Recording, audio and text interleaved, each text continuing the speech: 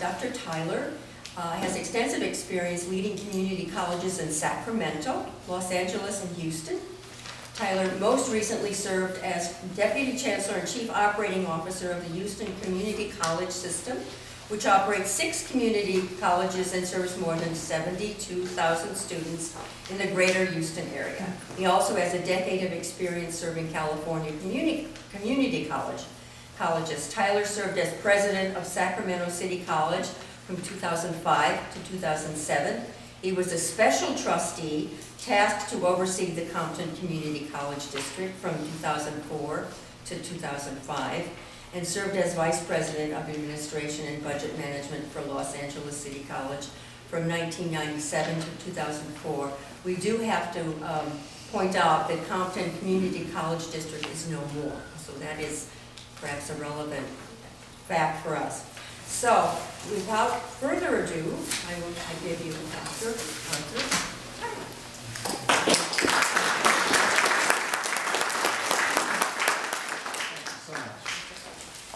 Well, good evening. Good evening. Come on, guys. Yeah. Wake up. This is not a morning meeting. This is an evening meeting. Everybody ought to be awake by now. I'd be remiss if I didn't acknowledge my elected trustee, Raphael. Raphael, raise your hand. He's one of the wonderful elected members of our board. And contrary to popular belief, the board still exists. Okay? And I'll talk a little bit about some of the nuances of what's going on with the institution, as well as what some of our plans are. And more importantly, what's the vision for the institution and where are we going?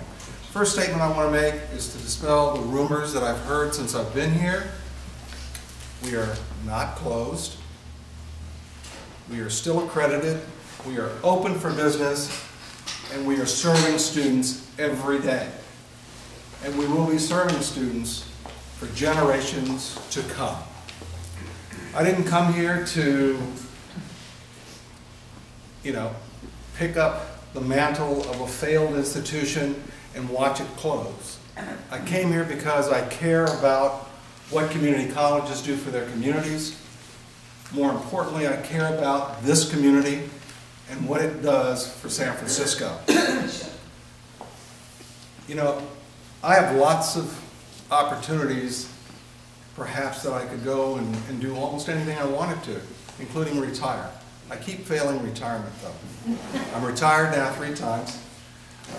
First from the military, second from business, and third from the Los Angeles Community College System. But I love this business. And I love what the community colleges do for their communities in terms of economic development, skill enhancement, and the opportunity that Access provides for folks who probably have, less of a chance sometimes, and more importantly, who may not know exactly what they want to become when they graduate from high school, when they come back from the military, or when they drop out or stop out for any number of probably 100 different reasons, and then decide, you know what, I really do need additional skills, I need additional education. And the community college system, especially City College of San Francisco, has been one of the iconic leaders in development of community individuals and putting them back to work or transferring them through a matriculation process that I believe is second to none. When I was the president of Sacramento City College, I adopted a theme, and I believe that that is still relevant today. That college and this college ought to be choice one for every single resident which we serve. Now, why would I make such a statement? We've got great universities in our midst. San Francisco University, Cal State system is here, as well as across the bay. You've got Berkeley, which is absolutely one of the top 10 universities probably in the world. But why would I make such a statement? I make that statement because, unlike some of the universities, our PhDs teach. I didn't see a PhD until I was well into my master's program, and about half of the faculty only had master's degrees because they were teaching professor assistants. We don't have any assistants. All of our professors teach. But more importantly, what we provide is a nurturing environment for students. We don't dumb down the curriculum.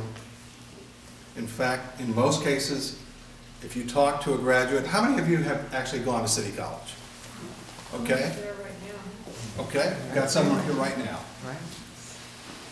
Most of the time when I talk to either our alumni or when I talk to current students who are in the process of transferring or coming back from a university, because on average about 20% of those who get degrees in universities come back to community colleges within 18 months to get the skill sets and the nurturing they need to survive in the workplace.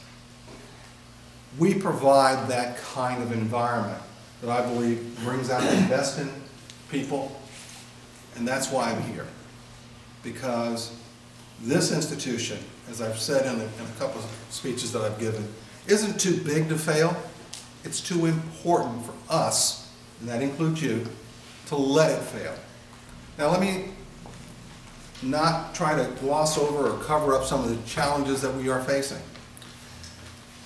And you can go on the website, go to ccsf.org, and you will see that we got some 356 different discrepancies from 2 different agencies. First, the accreditors, okay, ACCJC, and second, FICMAT, which is a financial auditing agency for education. It's a state agency as well. So both have taken a look at us. Today, we're finalizing a review from DOE, who's looking at financial aid. I'll give you a little glimpse of what I think I'm going to hear tomorrow, based on the preliminary email that I got about an hour and a half ago. Of all the discussions that I've heard about the accreditors, about FICMAT, and about the institution itself, no one is really saying these things didn't exist, or that these discrepancies didn't need to be fixed, because they did. Part of the challenge of an institution this size is complacency. And so what I've found over the last 30 days or so that I've been here is that we've got a lot of hard-working people doing the right thing, especially in the classrooms. But we've been a little complacent when it comes to compliance. We've been a little complacent when it comes to making sure that our procedures are dusted off periodically and updated and corrected and brought into the 21st century. Okay? I wish that wasn't so, but those things are fixable. I'll repeat myself. Those things are fixable. And to date, approximately 2/3 of those write-ups, those discrepancies that we got, have been fixed.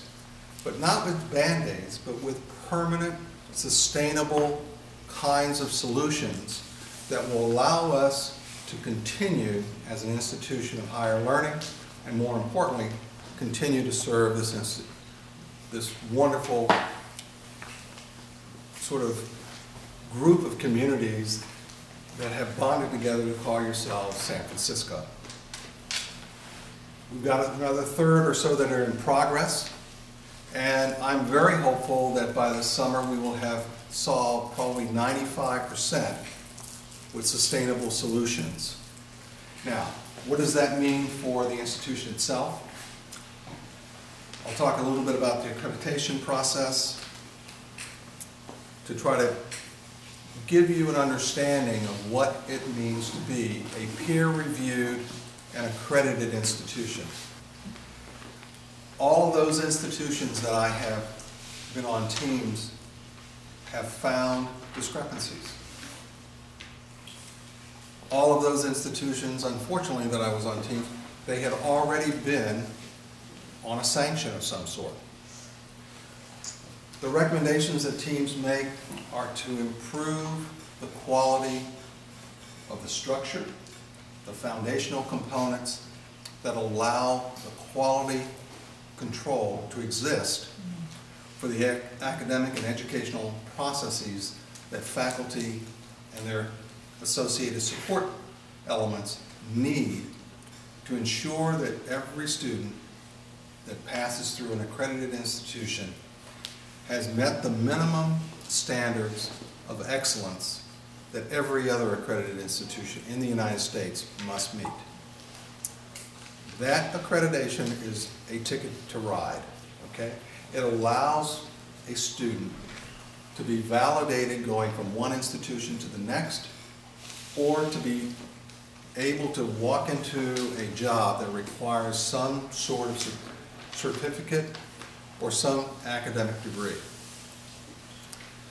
The value of an academic degree is not just in the teaching and learning, but the value is also in the validity and of the requirements, the student learning outcomes that individuals who haven't been there can rely upon, either as an employer or as another academic institution, accepting those credits as being worthy, as being valid, as being evidence of a person's capability. The United States is the only country that I know of that has a totally peer-reviewed process for accreditation. I've been asked, was the process fair? And my response to that question is, I haven't found any of the 356 discrepancies that were invalid, that didn't exist. And more importantly, the unfortunate part of this is that many of these discrepancies were found by a team 6 years ago, in 2006, actually more than 6 years ago today, and they weren't corrected. That's everybody's fault, okay? I can't point to anybody, and now it's my fault as the leader of this institution if we don't get those things fixed.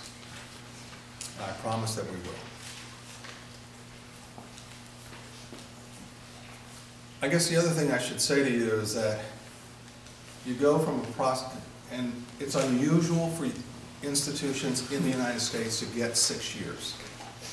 One of the criticisms of ACCJC by a number of folks is that they gave us 6+ years to fix stuff, because where I came from, the Southern Association and other places that I've visited, like Arizona and sort of the middle part of the United States, which has the Higher Learning Commission, on average, regional accreditors only give you 2 years to fix it. The other thing that's different here in California, we have sort of a graduated scale. The others don't. You're either fully accredited or you're on probation, and you have 2 years, and then you're out the door. That seems very, very harsh, but if you think about it, the validity of those credits are so meaningful to the employers and to the other accepting institutions that you can't afford to allow folks not to fix substantial issues in a timely way. Now, there is something that says in most of the accreditation policies that the accreditors, under certain circumstances, can extend or give more time. 6 years is a long time. The letter that came from the commission, which gave us a date this summer, that said if we didn't, that they were planning to not give us an accreditation after a certain date. However, if you read it very carefully, they left themselves an out. It says that they may decide to do that. In other words, that decision is still not final. That gave me the hope that I needed to come and take on this challenge. Currently, as part of the process, we are in what's called the review process, and that's a very confidential process. So I'm not going to talk about it other than to describe what happens in the review process, because there are some other misunderstandings about how the commission does its work. The commission assigns a committee to review what the original team did, to ensure that they dotted all the i's and crossed all the t's that are required by the commission, by my peers, before they make another decision. The other thing that happens during the review process that's a little bit unusual, and I was in a meeting with probably one of the most respected Democratic congresspeople. She's your congressperson, I believe, or I'm not sure where her district aligns and where it doesn't, but Congresswoman Pelosi came to see me just before the holidays, and I had to explain the process to her as well. And the review process only looks at what was in evidence at the time the committee came. It doesn't matter how much progress you've made. And I drew a little bit of a chart for her, and I said, here's where we were, and here's sort of the progress that had been made. That's what they're going to review. The good news is that since the time that we entered the review process, which has been almost a year now, to date, we've done this. Okay, we had a really steep curve. And she asked me the question, well, why won't they consider that? Because that's not the process. So the process is really working with the students. No. Let's worship the process. Okay. Hold on, let me finish, please. Not questions. Not yet. So that's what the reviewers will do. They'll look at that. And then we get to enter what's called the appeal phase. And it is in that phase that we get to talk about all of the progress that has been made since the team was here. There are a couple of things that we hope that the commission will acknowledge, because the only things they can consider are areas of fact is almost like a review in an appeals court in a way, but it's not a court. We hope that they will look at some of the things the way we saw them at the time the team was here, in terms of our financial picture and how we considered the liability for employee benefits, which we had a difference of opinion between how we saw that, how that should be, that obligation should be met, and more importantly, how it should be transparently put onto our books, and it was. So hopefully they will consider that, because that's a major finding. Our financials were a major finding. But in any case, we believe that we have a sustainable process for completing all the items in a timely way and for projecting where we're going to go in the future. That should give the commission, who are our peers, confidence that we are a transformed institution from what the original two peer teams came and found. Okay? There's also, I think, a lot of credibility in the fact that our community has stayed in support of the institution. It says that, as I said earlier, we're not too big to fail. This institution is so important to this community that we should be given another chance. And I think my peers would agree with that statement. I hope they will. Okay. Let me stop here, because obviously there are some questions, and I'll try to answer as many of them as I can for as long as I can. Okay? Dr. Tuck? I'll let you moderate, and because I don't know who's going to do it first or second. Wait, this gentleman's. All right, please. You talk frequently about peer review. Sure. And your peers in the commission. There's a lot of feeling within the California Community College community that the commission is not really a peer, but an overseer.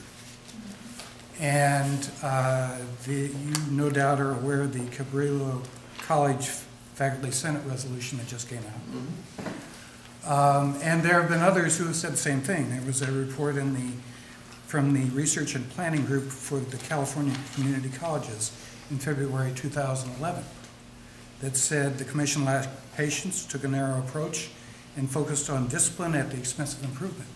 More recently, we even heard from, during the presentation before Pelosi, Spear and Issue, that some people were even afraid to voice criticism of the commission.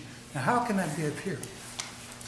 Well, the people who are on the teams who are making the value judgments about whether or not you're meeting the standards or not are our peers.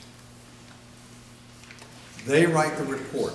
The commission only reviews their report and reviews the findings, and they either accept or reject the recommendation for status that the team provides. So the people who actually come on the team are led by a peer CEO, not from this region, but from another region of the state or from another state, so that there isn't a competition between the person who's on the leadership of that team and the person who is being reviewed. There are faculty, staff, as well as other administrators who are on the team, so it is represented. Yeah. Every team. Not according to the Department of Education. That's not true. That's Okay? what they said. We had one faculty member, all right? That's only one. There was one business officer. There's probably one person on the team who's going to look at student services. Usually you have one person for each one of the functional areas. You've got academic affairs, student services, business and finance and facilities. And if there are some specialty programs, then there will be additional people who are added to the team for those specialties. It's a representative group. The majority of the commissioners, last time I looked, a couple months ago, either were current faculty or retired faculty. The majority of the folks who are commissioners. You know, I think that I would prefer our peer review process to some of the more regulatory processes that other institutions have. It's what's really made the American higher education system as strong as what it is, and as well thought of as what it is globally. Okay? Okay, Ed?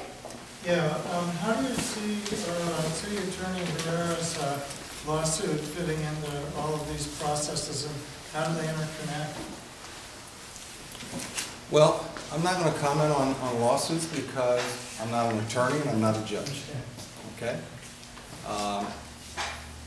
I'm not here to tell you whether or not his lawsuit has merit or doesn't, because I don't know. And I won't get to adjudicate his suit or any of the other suits. Yeah, I'm more interested in how the pieces of the process are going to fit together.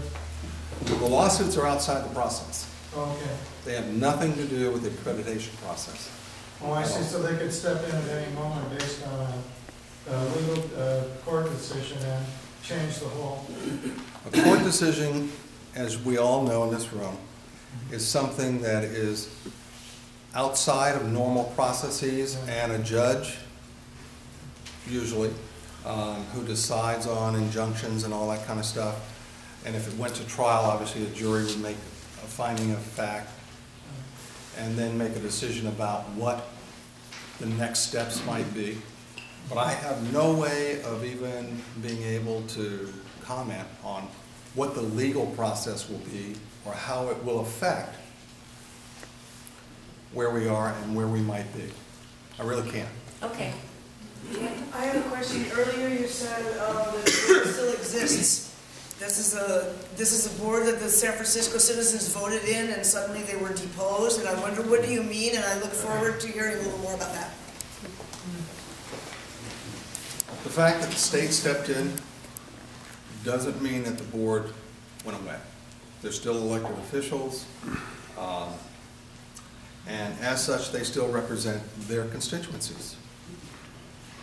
From time to time, I'm sure they will come and give me input, as Raphael has, okay?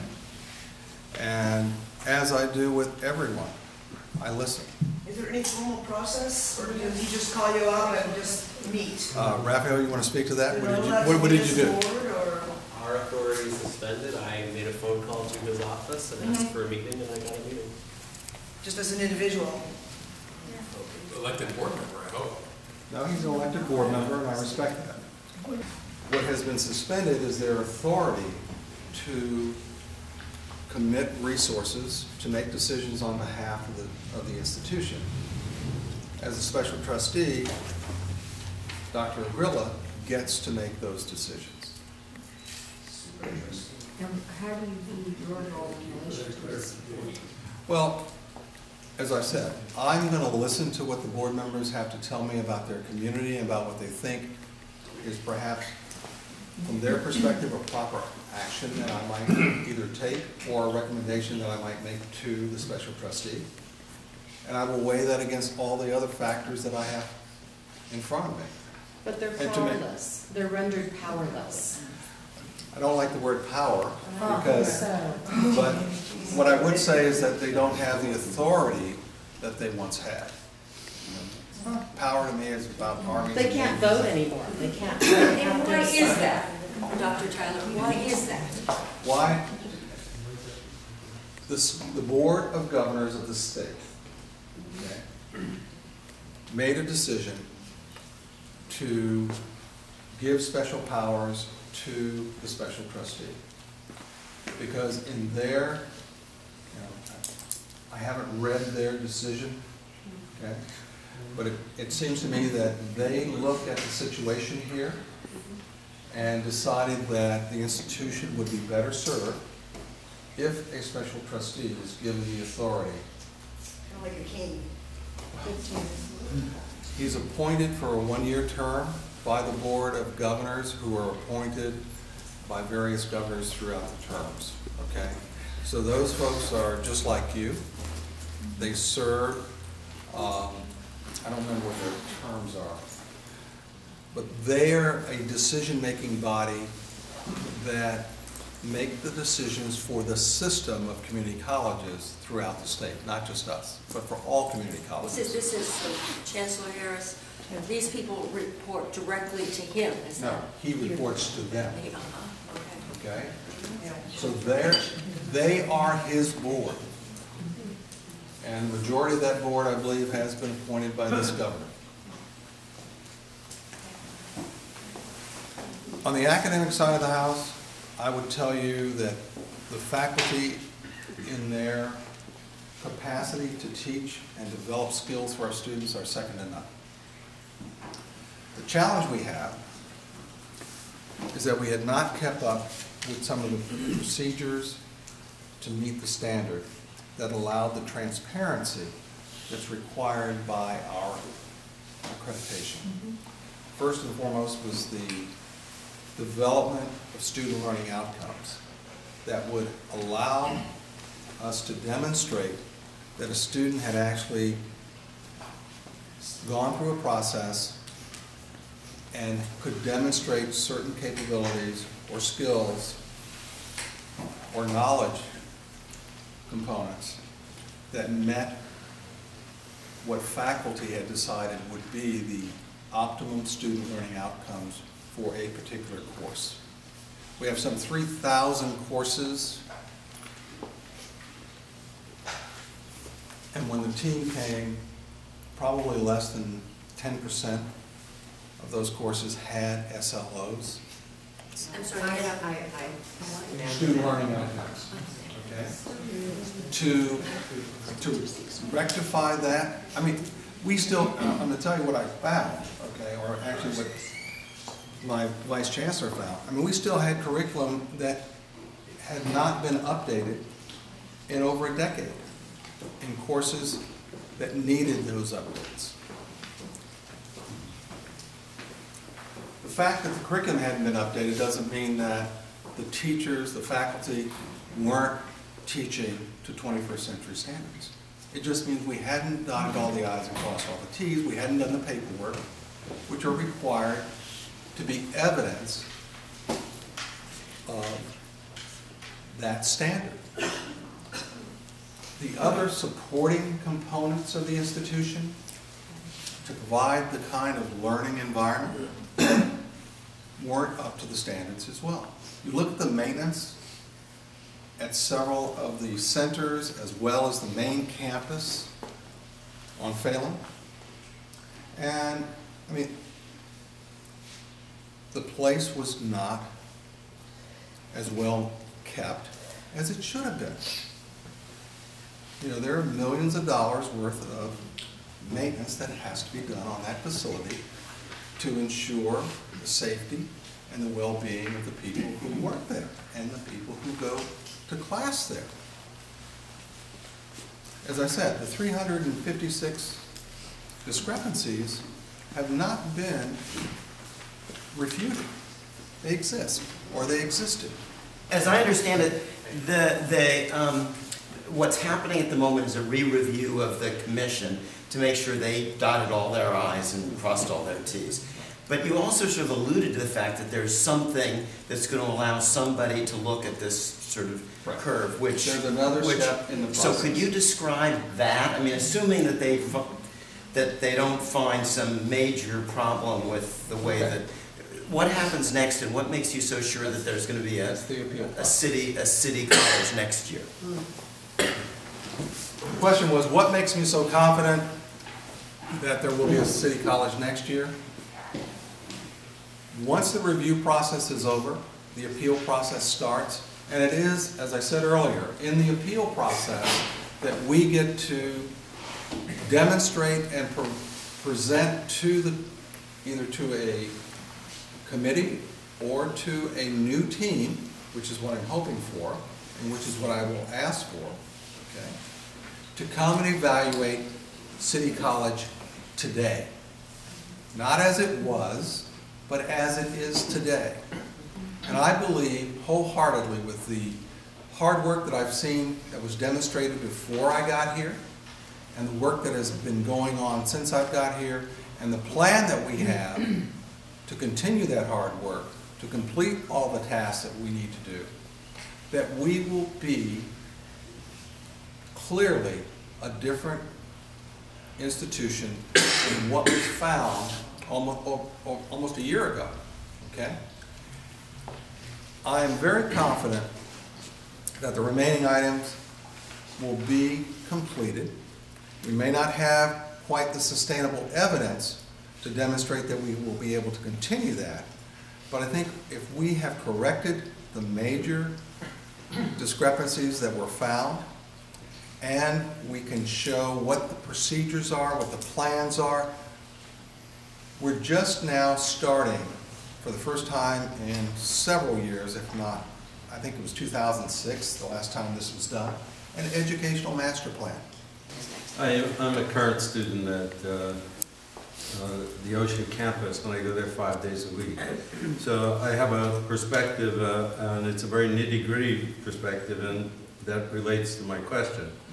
I wonder if I can ask you if you will commit, or you will commit one of your team members to inspect bathrooms randomly on the Ocean campus every week, because they are really disgusting. Yes. And any accreditation team at any time, now or in the future, a year from now, unless they're improved 500%, the same accreditation checkoff is going to be present.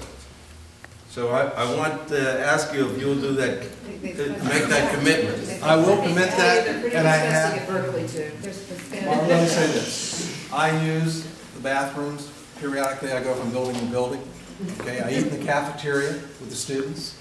at least 2 or 3 times a week, if not more. Okay? The maintenance I was talking about includes those disgusting bathrooms. Yes, we will get them cleaned up. Yes, we will get them repaired.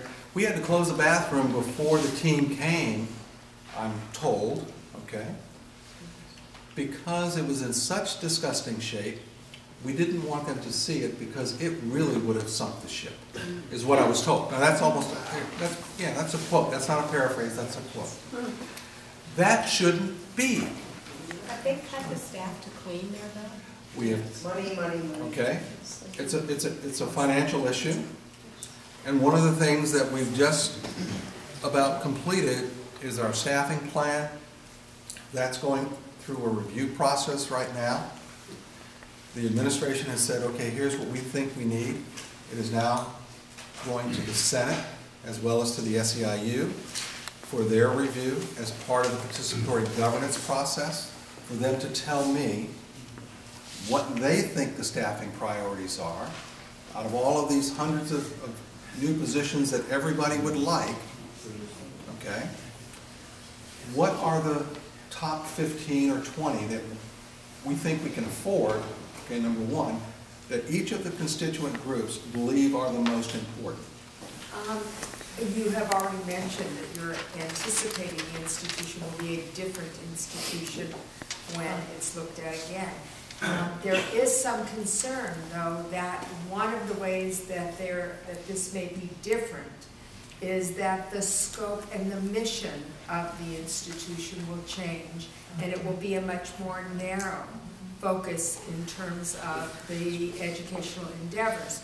That's a very big concern to the community. I had that question a couple times as well. Let me say this. We will remain a comprehensive community college. Okay? That's about the mission of the institution. That mission isn't going to change. The mission, in large part, is to serve this community. And that's why we need to develop an educational master plan that defines what we're going to do to serve this community. That's number one. Number two,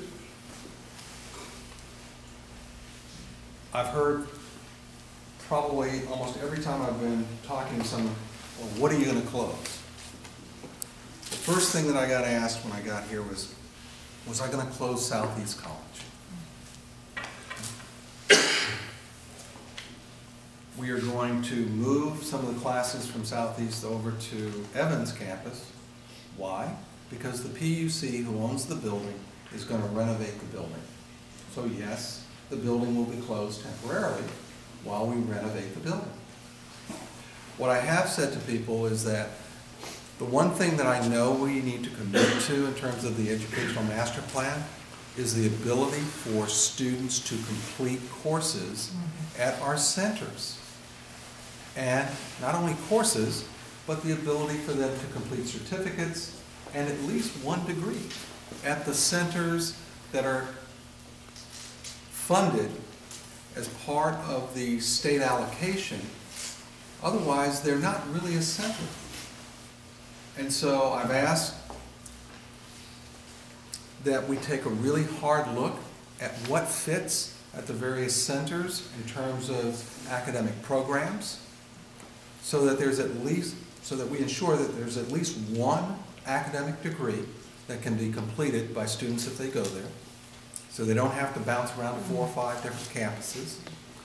And that if we've decided that certificates are appropriate at that campus, that you can get all of the coursework and all the skill development that's needed for that certificate. And those should match what the community tell us through a dialogue sort of like this. There's a technique called City Block that I used in Houston, okay? Where through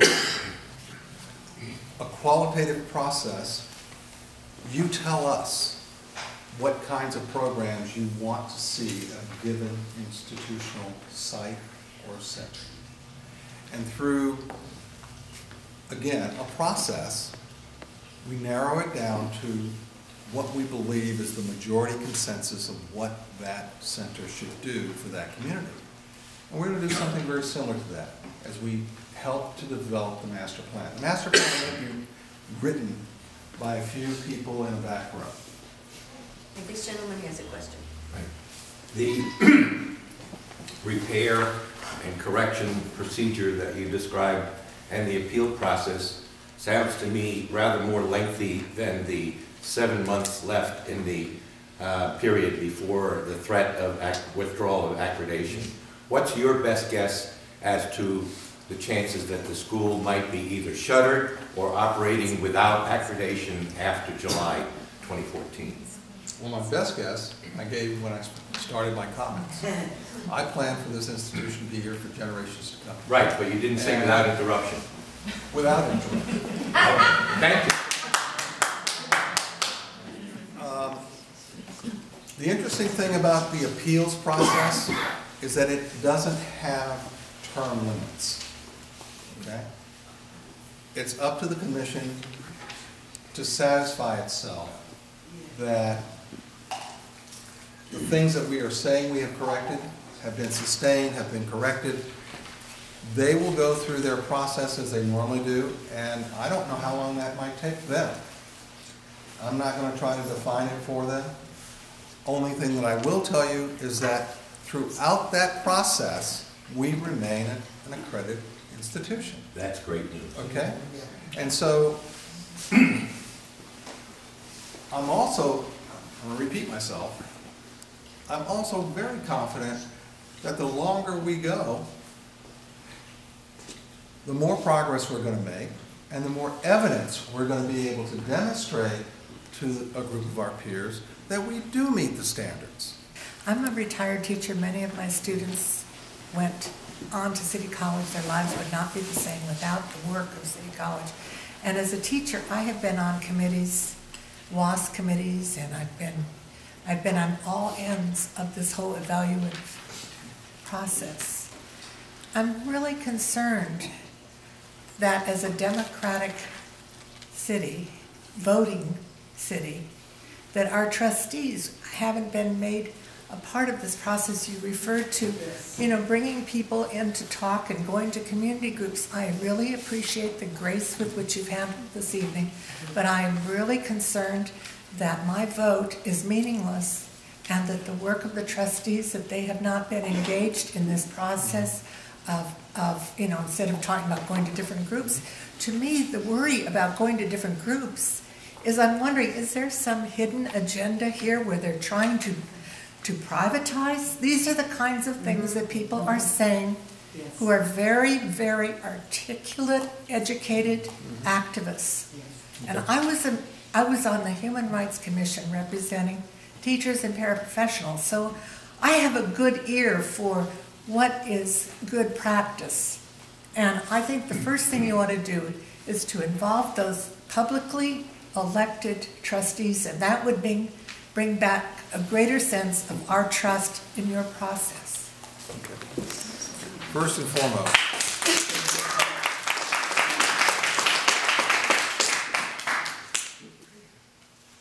I absolutely stand here as someone who served this country for 40 years, believe in the democratic process. But I also recognize that I'm not the person who gets to make this decision. Okay, this decision is being made by another democratic group, a body, that oversees the state of California's community college system, and that is the Board of Governors. So I can't just, on my own, because I don't have that authority, decide to reinstate, to re-empower the elected board. How can we help you to do that? Well, you all have the one beautiful thing about this country that most countries don't even allow, is, well, you have the freedom of speech, okay? And just like any other issue, you have the ability to make your ideas and desires known, and voice those opinions. those are not restricted. No statements, questions. Oh, absolutely. For one thing, Mr. Bryce Harris, in addressing the faculty before the semester began, referred to music and the arts as peripheral programs. Can you speak up? Can't hear you. Can't hear you back there. The Chancellor for the community colleges for the state of California, appointed by the Board of Governors, is appointed by Governor Brown. In addressing the faculty the day before classes started in August, referred to music and the arts as peripheral programs. My question for you is, in your plan, first of all, it has questions. First, what is your plan to increase enrollment? I have been approached on the street by many people in the Latino community telling me that they've been trying to register for this coming semester and they find the website impossible to navigate. Mm-hmm. Also, is there a possibility of having operators answering questions even on weekends? Because when working people are available, it's on weekends, and we need to make it easy for people to register and we need our registration. I would like to know, what is your plan to increase registration? Are you going to mail the class schedule out to every household in San Francisco, as was done for years and which we're accustomed to? And also, what is your plan about the Performing Arts and Education Center, which was fully funded by the people of San Francisco? We affirmed our support for the Performing Arts Education Center in 2 votes. The legislature voted the rest of the money, and we were in the black before the Chronicle and the Examiner started having screaming headlines that said that we were losing our accreditation. And so, as a matter of fact, I was not involved in this so much, but I just read the articles, and what I saw from the articles was, after getting past the headlines, was that a group of the Accrediting Commission, which was a group of administrators, had reviewed the City College and determined that it didn't have enough administrators. This is before I became a little bit more involved in this issue. So just as a layperson not attending the school at that time, just reading the article, I was able to glean that the big beef of the ACCJC was that City College, when it was under duress financially, when we had a little bit of a downturn, that their priority was teaching the students, and so they kept their focus on faculty and students instead of administrators, and for that, the ACCJC, which was comprised of administrators, were faulting the City College for not having enough administrators. And I, as a layperson, just reading the articles, was able to glean that. So my question is, what is your position on the Performing Arts and Education Center, and what is your plan to increase enrollment? Okay. Let me start with the beginning of what I remember of all your questions. First question was, what are we going to do about enrollment and marketing? We have a marketing plan that is rolling out as I speak. We have been a little bit late in getting the schedule out, but it is out, and it is being distributed. It is being mailed out, and I'm not sure, I can't remember how many tens of thousands, if not 100,000 households that it will go out to, but it is going out. The schedule of classes is most current and will always be most current on the website, because once the schedule is printed, it gets updated periodically, okay? Now, I think the second or third question you had was about the navigation of the website. It's pretty challenging for even an educated person to navigate our website, including me. We are going to revamp the admissions as well as the rest of the websites over time, but in particular, I'm going to pay attention to the admissions component of what we do for students to allow them an easy pathway, as easy as possible, to get what they need to know and to navigate so that they can enroll as easily as possible. I wasn't there to hear what Dr. Harris had to say about performing arts. I will give you this little piece of knowledge. Dr. Harris's principal degree, and a long time ago when he was a faculty member, was in drama. So he comes from the performing arts background. So I don't know what he said because I wasn't there. I do know a little bit about the Performing Arts Center and where it is in terms of funding. Before I got here, a decision was made by the special trustee not to move forward with that project at this time for a couple of reasons. One, there were cost overruns on a couple of the other projects that reduced the amount of funding for that project, or the overall funding from this bond measure. I understand that the Performing Arts Center was funded in the first, or in a previous bond before this one. You said there were two, and you're correct. There were two bond measures that put that center on the drawing board to be funded. I don't know exactly why it wasn't funded the first time, other than there were cost overruns that I have been told about, and that there were maintenance needs as well as ADA needs that had to be fixed. I know that there was a $20 million unfunded requirement to fix the ADA for the science building. Okay. And so as the funds got shifted, that project moved down in priority. I didn't get to make those decisions, but I can tell you that, you know, we've got, it's not just the bathrooms that we've got to clean up. We've got some major issues in terms of maintenance that need to be higher on the priority list than building new buildings right now. That's my opinion, okay? But I will wait to see where we are, because in 33 days I haven't looked at everything. Okay. And we've got 1.9 million square feet of property and real estate. And there's a lot of things that we need to look at and fix. We have time for maybe two more questions. Howard has been very patient. Okay, Howard. Make it brief.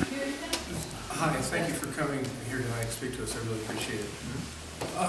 You know, we all read this No Child Left Behind Race to the Top statute. We get it with student learning outcomes. There was deficiencies. They were being worked on. We were making fantastic progress. Then we get hammered by Bino and her cronies with, you know, we're going to shutter this institution. She brings in Bob Aguello, expand the board. All the evidence indicates that she is going to vindictively close this institution. But one of the best pieces of evidence is you. You presided over the demise of Compton. You failed at this task. And yet they gave you the job again? I don't get that. We should have got a different leader. Because you're not the guy. You're here gumming us to death. And this institution is going to be closed. You're a failure. What's the question? Actually, totally inappropriately insulting our guests. What's the other question? If you want to make a few statements about it. How were you hired? My question was going to be I was hired about through a Compton. national search process. Okay. I don't know how many applicants there were. I know that there were 3 finalists, and I was one of those 3 finalists. Okay, I had a question about the Compton, but in a less argumentative way. How would you liken, if at all, the Compton situation and its demise, because it lost its accreditation, to San Francisco? And I've had that question before, and there's no similarity between the two situations. None whatsoever. They're both community colleges. I said about the situation, okay? There's no similarity in the situation of the 2 colleges. Compton was a corrupt environment. One of the trustees went to jail for embezzling $2 million from that institution, and I'm very proud to tell you I helped put him in jail. So that, to me, was a success. That's number 1. Number 2, that institution, despite all of the things that we were able to fix, didn't have the wherewithal to govern itself, and still doesn't. It's been almost 10 years, and the Board of Governors and the legislature, I was empowered as the first special trustee in this state. There had never been a special trustee for community colleges before the Compton issue. My first task was to go and determine how corrupt it was and who was at fault. Ultimately, we found the people who were at fault, and those people were handled appropriately by the judicial system. Okay? We then started to fix some of the other systems so that it remained a viable teaching and learning platform for the community. But in order to do so, we had to join it with another college. The board there still remains an elected board because constitutionally you can't take that away from the voters. But they still today have a special trustee, even though they are joined at the hip with El Camino College, which has its own separate board. It's a very unique situation. And that was done, unlike this situation, that was done with a piece of legislation, AB 61, that was led by the representative for that district.